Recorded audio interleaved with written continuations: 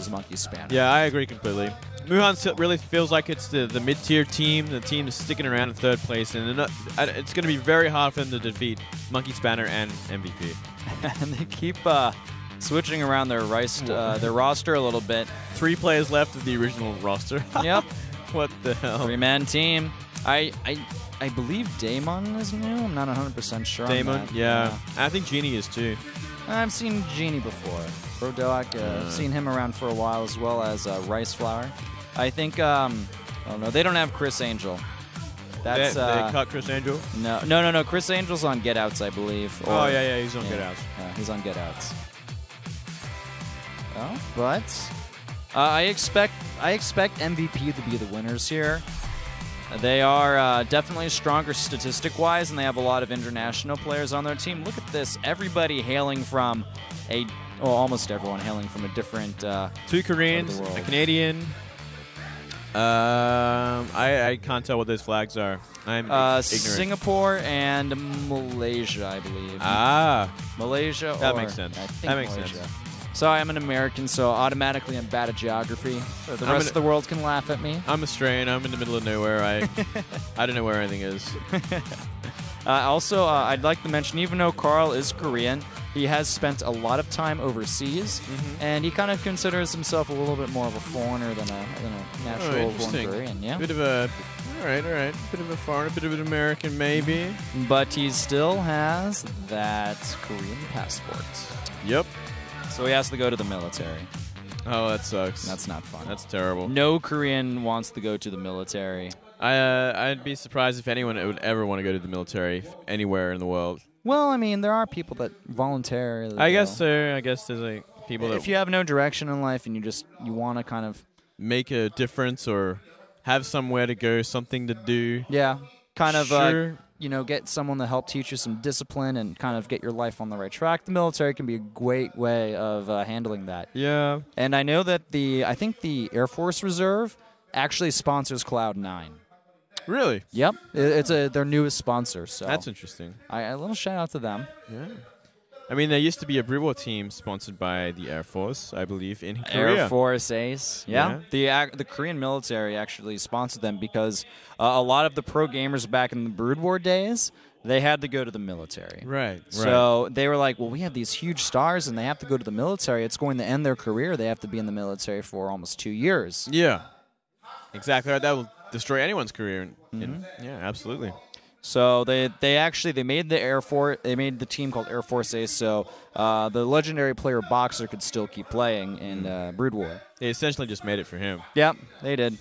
The team's disbanded a while ago, but it was still like really cool. They were always the underdogs, along with Estro back in the height of Brood War. Right. Those are good days. I used to watch Pro League like every time it was on. I'd stay up way late at night. Oh yeah? Back when I was in high school. I used to download the VODs a bit from the Team Liquid site, from their torrent site, but that kind of stopped after a while.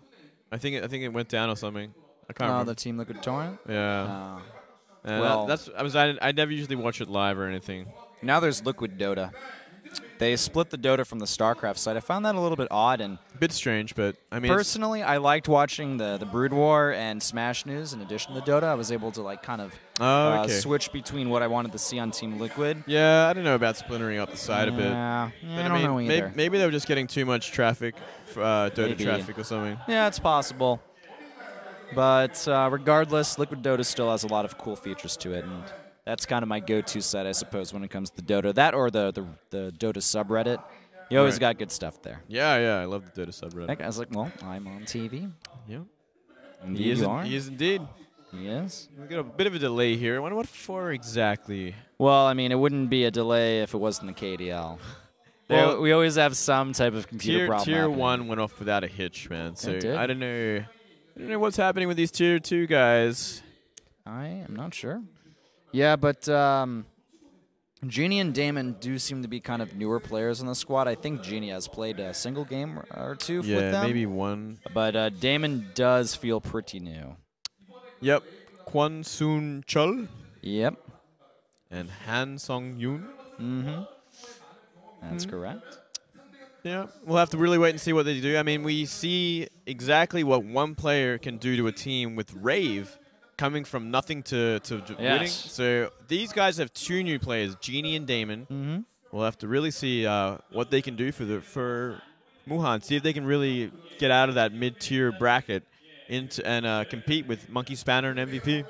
Yeah, I feel like a lot of these teams, the roster changes are still going to happen a lot until we have very solidified teams. And even then, when it comes to MOBAs, it's very rare to find a team that sticks together for a long time. Like if they lose like an important match, it's like we're done. Yeah, I mean, the only teams that are really mainstays, I feel like not No Tide Hunter, Alliance, formerly No Tide Hunter, Navi, for example. Oh yeah, have had a pretty stable roster. And I mean, when you get to be a top tier team, generally it's like 1 player that will be removed sometimes, at a max 2, but you generally have your same core, and that doesn't switch around too much. You don't usually have teams disbanding and whatnot. Yeah. Well, unless you're C, Southeast Asia scene, then you have like 5 teams disband and they reform. Well, like, and it's the post-TI shuffle, I suppose. Yeah, it's kind of weird how that happens, but I guess it makes sense. But I mean, if you want to make a really strong team, you really got to stick together and have that chemistry and indeed that history together. But oh well.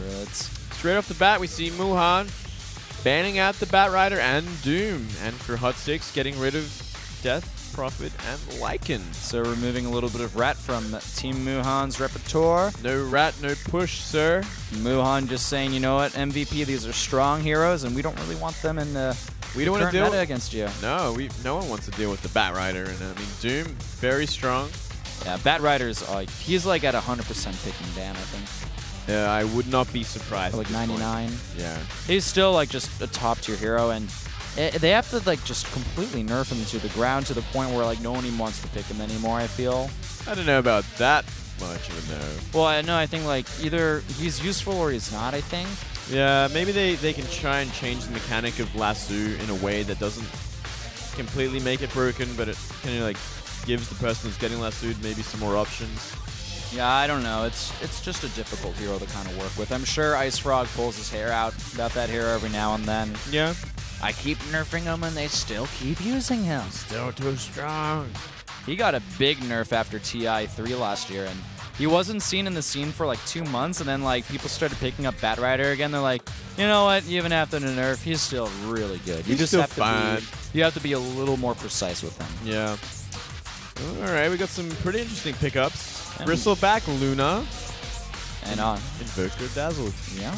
I think MVP, they noticed how effective Dazzle was last game, and they say... Oh, I'm sure they knew for a very long time how crazy this hero is. They're like, okay, yeah, it's nice to see how good Dazzle can be. We'll pick him up.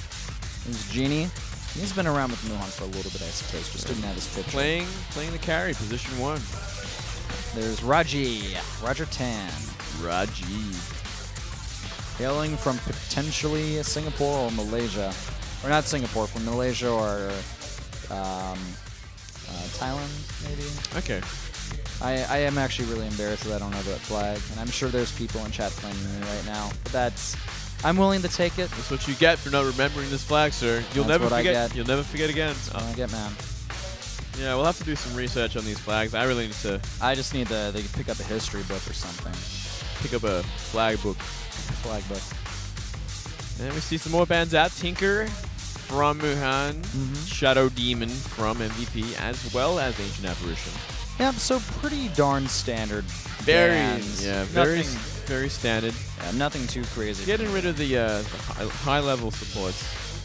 As that's pretty much what Team Muhan will be going for next. Yeah, they need to grab their supports and their mid laner as well. They got their hard carry. They got the off laner. Muhan's strategies pretty much kind of, I want to say, revealed at the front, or for the most part revealed. Late game. Hot6, though, there's still a lot they can do. They don't always run the Invoker mid lane, if I recall. Yeah. That is definitely a Carl hero as well. Carl hero, yeah.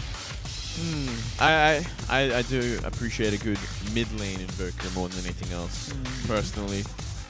Okay, Vengeful Spirit. Okay. Very powerful support. Great utility with swap. Actually, this could be a bit of an aura strategy. They already have Luna with extra damage, thanks to her Lunar Blessing, and the Vengeful Spirit Aura as well. That's a lot of bonus damage. We'll see if maybe they pick up a Visage or something along those lines to help boost damage even more. It's going to give them a lot of pushing power and team fight potential. Damon looking very suave. Yeah, he's got a look about him, doesn't he? He does. He's like very calm, very thoughtful, very intellectual, very confident. Maybe he's that picker. He's like, don't worry, guys. My brain is massive. I'll figure this out. Well, Rice Flower is the captain for them and the picker, unfortunately. Well, the roles can change. Whiplash. Lion pick up for MVP. All right, I like this a lot. Oh, okay, yeah. Muhan. Their lineup's becoming a bit more obvious. There's Jubei. He is smiling. I think he knows what's happening. He thinks this is hilarious. He's like, seriously? He's like, these guys are actually doing this strategy. I'm very surprised. Okay, so Muhan picking up the the Troll Priest, Shadow Priest. Witch Doctor? The Witch Doctor, gosh. For some reason, it would not connect to my brain. But yeah, the Witch Doctor. If they want to max out the healing spell, the Voodoo Restoration, they potentially have an extremely strong push lineup.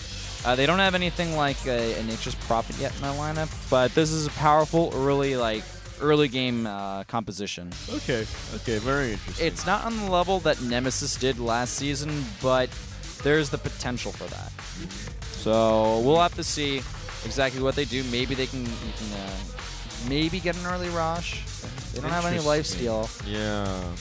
We saw a Tidehunter pick up for MVP. Yeah. Most likely played by the player Banwa. The offlaner.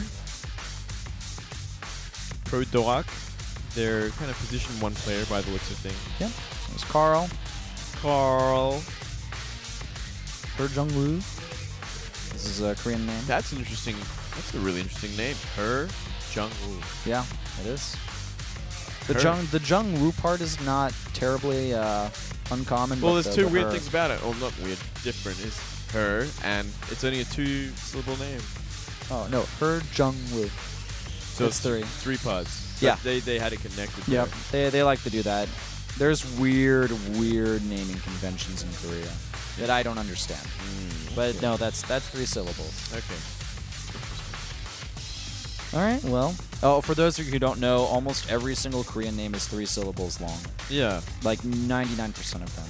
Yeah. If you have more or less, it's considered extremely odd. It's like Drow Ranger. Oh, shoots. Yeah. Okay. I was actually thinking a Drow Ranger could potentially be part of this, and a lot of bonus damage there. That is a lot of bonus damage. Even more auras, though, to work with. So, yeah, Team Muhan have insane pushing power early on. They have a lot of damage and early team fight. These guys are looking to get aggressive at the early stages. Oh, yeah. That's my bet. I'm definitely feeling it. But even for the late stage, they still got some great potential there. With Drow, with Lunar, with Bristleback. Well, they have the late game pretty good on lockdown. The problem is, well, they don't have the most amazing team fight. They actually have pretty horrible team fight, I feel. When it comes to like weird times in the game, but it's really cool because in the early stages, before like a lot of the big spells are online for Hot6, the pushing power and the damage will be so good. Right. So this is definitely a very specific strategy that they're running here. And their objective, I think, is to do as much damage as possible in the earlier stages and snowball from that advantage into an early victory. Hot6, more of a standard lineup. Very, very more standard lineup, yeah. Yeah, we'll have to see if they can hold their ground and get a victory over Muhan. But it looks like we're ready, Moonglade. Let's hop into our final match, best of 1, between Muhan and MVP's Hot6 squad here at the KDL. The KDL. And you know what? It is an early Roshan. It is early Roshan. I had a feeling. Now, the thing is, I think Muhan would be pretty stupid to not realize this. You mean MVP? Which is barreling towards Roshan right now? Yeah. And basically, if Muhan wipe, it's over. And oh God, Pro Dog, no, don't die! Oh no, he's gonna get caught. Oh no, oh no, one more hit. The first blood, it's gonna happen, and this is an absolute disaster. 2 members are already dead on Muhan's end. They will not get Roshan. I'm sorry, ladies and gentlemen, they're but kind of laughing.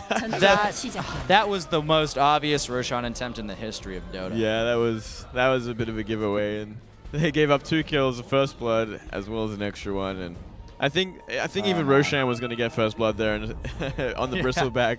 Roshan got a few lucky stuns. Oh boy, that's rough. This is rough. That's a really rough start. Musica even kind of staying nearby the pit just to make sure that Muhan don't try to do anything too crazy. Yeah, get up and get that invis rune. Very nice.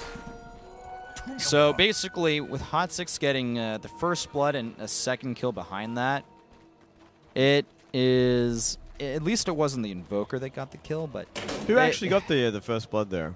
I'm not sure. I can't remember. Look at the gold per minute. It's just slowly going down. Tidehunter got 1 kill. Okay.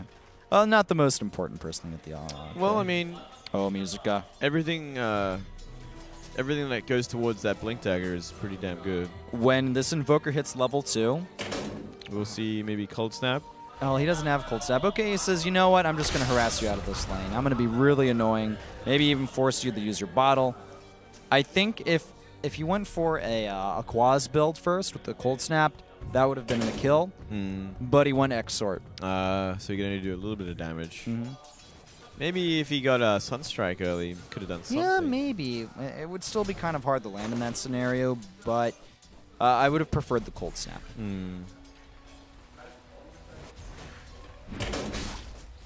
Tidehunter slaps Rice Flower in the face, forcing him back, and Lion going to rotate top. Yeah, he's got level 2, so picking up the Hex. And wow, just going straight up man mode on Rice Flower. Oh, the Impale from the low ground. Sunstrike as well to follow it up. And they get another kill. Banhua, wow. He'll be retreating. But as Luna taking a lot of damage too, actually. Wow. Gotta be very careful here. Banhua survives. That Sunstrike did like nothing, but it was just enough. It's just basically Muhan had a really bad early game start. Oh yeah, man. Giving away 2 kills like that is horrible. It's like what nightmares are made of. Like I would have a nightmare if I was Muhan tonight. And I mean, MVP their lanes are not too hard to deal with. In all honesty. Not hard at all. It's like this Bristleback can't really do too much against Lifestealer earlier on. Especially if there's a Dazzle in your lane. Yeah. I mean, top lane going pretty damn good. Getting a kill there. Tidehunter, you know, doing what he's doing. Doing what he's doing? Doing what he's doing. You know, doing his own thing? Doing his thing. You know what that is. It's just... Not even actually, he hasn't lasted anything yet. He's been kind of zoned out completely from this defensive tri-lane, but all he really needs is levels at the moment. I love what Musica's doing, by the way. He's done a lot of roaming with Lion, and a lot of good plays by him, actually. But Muhan does have great defensive warding on their side of the map from both points of the river. Yeah, that's actually a good point. Oh, bottom lane, they're just jumping straight up on ProDog, and they get the kill. Get the kill, easy peasy. Easy peasy, lemon squeezy, easy rares, easy life. It's all easy. And we see a TP in from Bristleback once again, so resuming where he left off.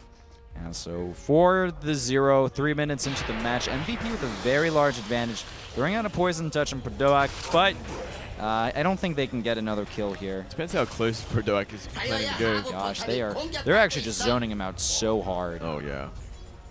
They're in complete control of this game. They 4 kills to 0. Look at that, 23 kills or last hits already for the Lifestealer. 23 and 17 and 12 denies for the Invoker, so doing some very good work middle. Very good work. Yeah, until this Drow hits level 6, it's a lot harder the last hit with the hero. Your animation is really terrible at the early stages. So if you're trying the last hit with the Drow under like 200 latency, which I have tried before, it's not fun. It really is. Oh, I can imagine that for sure. You do not want to deal with that. No, you would not want to play that game. Oh, at least these guys are dealing with basically under 30 ping. Oh yeah. So they're all nice and dandy. I mean, like up to like 100 ping's pretty nice. Like it's very easy to play on 100 ping. Yeah, definitely. why I play on C sometimes. I'm not a fan of C server. I avoid it like the plague. I like have faith that when you get to a... Oh, wait a second. Prodoak in big trouble. Yeah, he's getting surrounded from all sides, and holy crap, that DPS was so much damage. Carl picks up the kill. Yeah. Prodoak. 3 deaths for the Bristle. Yeah. He's having a horrible time. He is. And Carl, he already has his phase boots. We'll see what he wants to go for, if he wants an early hand of Midas, or if he just wants to build into like armlets on Yasha, drums. Drums are probably the next. I would like to see drums, for sure. And top lane getting pushed pretty hard. We might see a rotation soon from the Lion at the very least. Cannot really give it away just yet. Yeah, the Voodoo Restoration from the Troll is really helping out.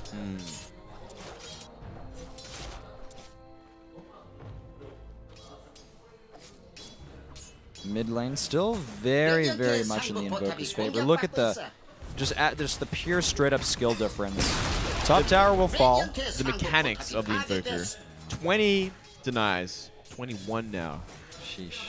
It's so hard until you're level 6 with Drow, and man, it's not fun. Yeah, I mean you start to do a lot of damage with Drow later on, for sure. But you do. She's actually not the worst catch-up hero, but I mean, if you're behind, you are basically a paper airplane. Someone swipes at you and you're dead. Yeah, and you really don't have that much of an escape for sure. Oh yeah, that's another big problem with her. I've seen a few people get Blink Dagger on her. I've done it before once. It's a pretty good item. That'd be a cool idea. You get Blink Dagger. You get the Shadow Blade. If you're a pub hero, like me. Pub star. Pub star, man. Nah, we're not pub stars. We're not that good. No. Maybe one day. One day. If I keep practicing, I'll probably play Dota all day tomorrow, maybe. Maybe. I've been playing a lot of Dota actually recently, like games in general. I'm trying to raise my MMR back up because it kind of dipped a lot with the hero challenge, the 10 hero challenge. Oh, really? So like my MMR took like a 200 nosedive, and I'm like, ouch. I need to go ahead and bring this back up. So I just go mid and Spirit. Oh, bottom lane though, Carl. Yeah, there's the very nice rage from Banhua. Sunstrike connects on the Genie as well. He's the first death. They're going to get the Vengeful Spirit next from the look of thing. Last hit from Carl. And now, Brycefire, he's hexed up.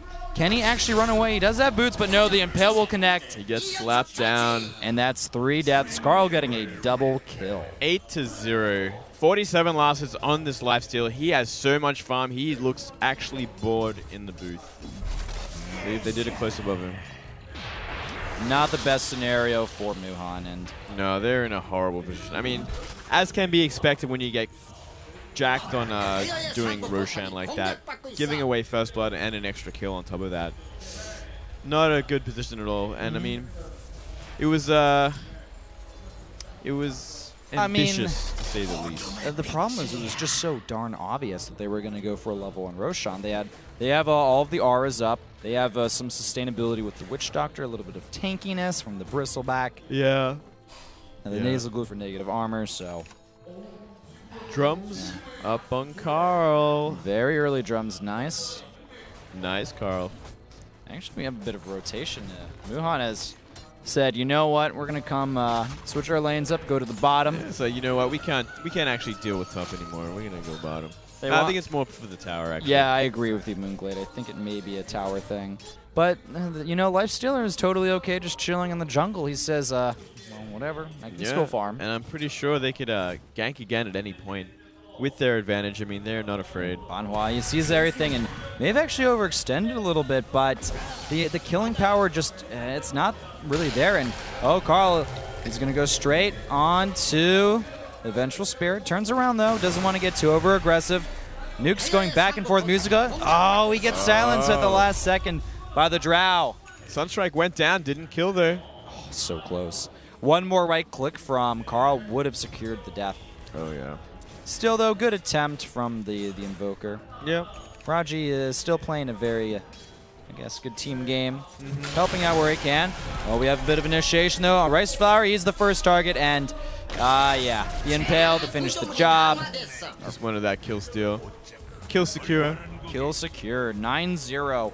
at 9 minutes into the match. MVP are averaging a kill a minute on Muhan, and there's nothing that the opposition can do. Except die, I guess. I believe Banhua is working into a early mech. I can understand, though, why Muhan wanted to go for the early Roshan. I mean, they knew they wouldn't be able to beat MVP in a straight-up game. Trying a risky strategy for sure. I mean, in a best of one, yeah, you can do these kind of things in a best of one and try your best to kind of luck out and hope that they don't really realize what's going on. But they knew from the moment they chose, who was it? Probably Drow, what was going on exactly. Or even like the Venge Luna is kind of a maybe you guys want to go for that. Yeah. All right, Smoke Gank coming in from MVP, both tied under, and the Lion looking for a target to kill. Ravage online. Oh man, I'm kind of wish he went for an early Blink Dagger because he would have already had it at this point. Yeah, I'm really disappointed he didn't either.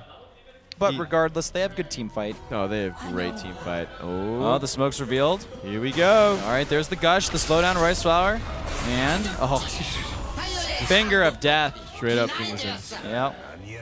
Drow's got to get out of there. She goes to the high ground.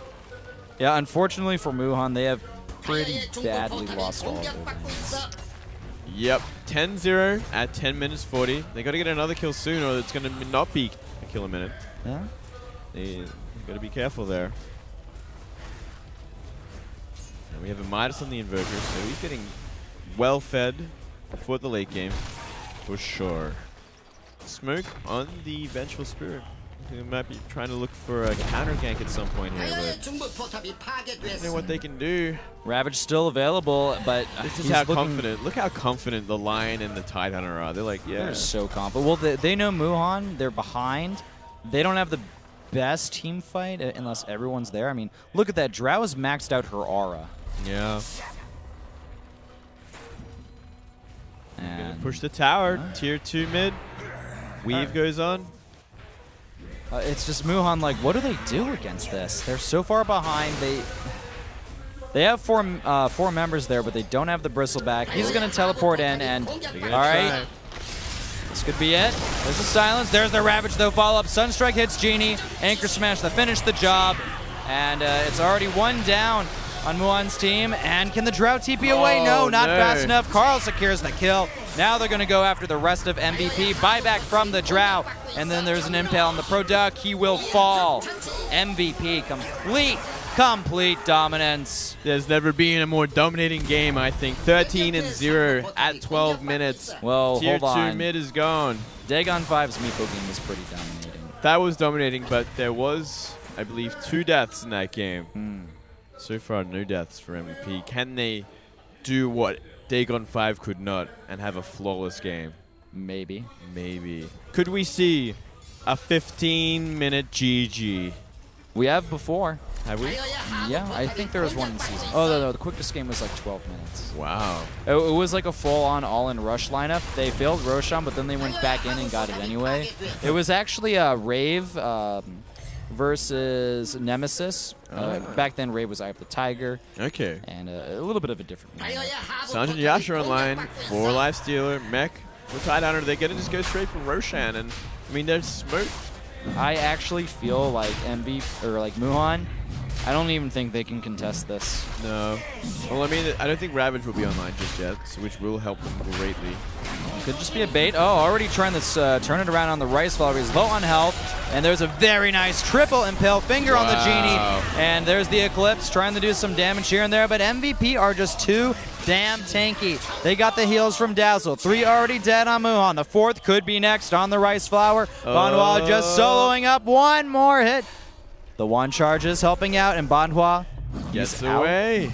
16 and 0. Oh, but there's the open wounds on the Drow, and she's not escaping this one. 17-0. Roshan gonna go down. These guys are kind of sad, kind of laughing. They know that they've kind of lost horribly at this point. Yeah. And will we actually see a GG? Are they gonna play it out? I mean, I think when they come knocking on the tier 3s, it is kind of. Oh. Yeah, even I think we've seen a GG. Very soon. They're like taking their headphones off and laughing. And yeah, they're like, oh man, this just did not go well. This is. It really, a lot of it does stem back from losing in the Roshan pit early game. It gave a lot of momentum to Hot6. And I mean, I guess it's kind of embarrassing to GG this early too. There's no good way out of this, whatever way you look at it. There's no pride in this game. Yeah. It's all gone. The problem is, at the end of the day, MVP just outclassed Muhan. Muhan are essentially a lot of amateur players. You know, they're not bad, but they're not bad. But and on MVP, a lot of these players have experience playing in the Nuxon Sponsorship League in Season 1 of the KDL or internationally. Right. So there's so much more professional experience in Hot6, and this is Muhan's real first kind of foray into the pro scene. Yeah, maybe some of their members have a little bit of pro experience, but not on the same level as Hot6. Yeah, I agree. Oh, they might get lifesteal here. Lifesteal in a terrible position, 1v4. Oh, he's got the Aegis. But they need to save him. Everyone else is coming in, and Dazzle will be online. There's a very nice weave. Can they keep him alive? Holy crap, look at that impale. Sunstrike connects onto the Drow. He will fall, and Product's going to fall next. It's a triple kill. GG. GG is called 15 minutes, 22 seconds in. I call it 15-minute GG. You're right. You're right, Moonglade. Congratulations. Yes. You get a special gold star. Buy me a bottle of Makgeolli and we're fine. I don't want your gold star tonight. All right, well, a really quick way to end things here at the Korean Dota 2 League. MVP with a very, very solid and quick, visceral win over Muon 5. Really just showing the dominance of their team. Complete domination, especially when giving up when destroying a team at a Roshan level 1. Yeah, it was kind of, Muon were already the underdogs big time, but that just kind of, I felt that sealed their fate. Completely. All right, guys, I believe that